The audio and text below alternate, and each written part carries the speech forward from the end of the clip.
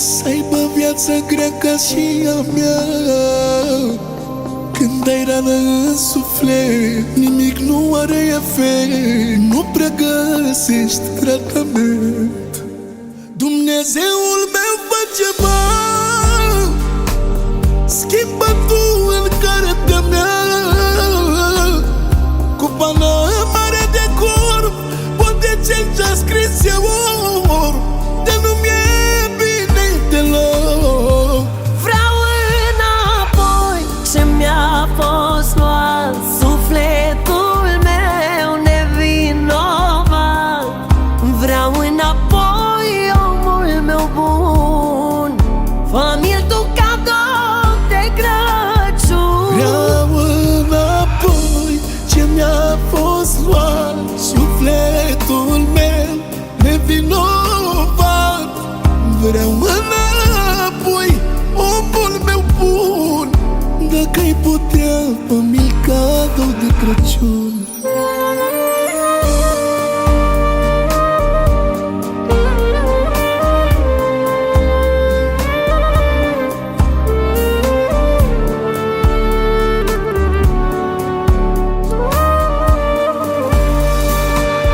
Dacă l-aș mai putea avea, măcar o zi din viața mea, mâinile pe față să-i simt, ce am pe suflet să-i zic, să mă răcoresc un pic, că stau numai în depresii, că-mi fac iluzii și impresii. Of, mâine dacă ar veni, cred că m-ar mai liniști și pe loc mi-aș reveni.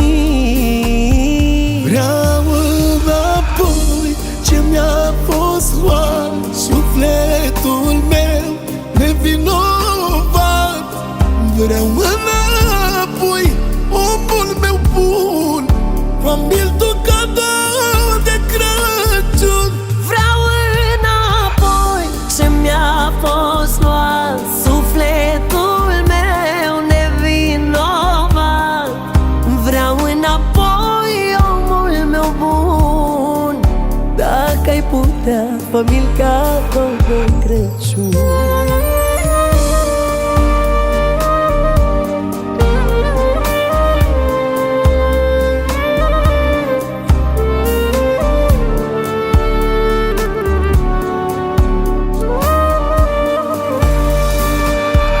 Ăsta-i blestem sau e boală, că prea tare poți să doară.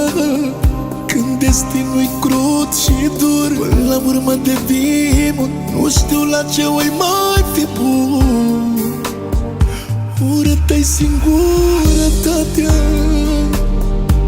mai ales când vine noaptea și n-ai omul care iubești în ochișor să-l privești și n-ai mai vrea să te trezești.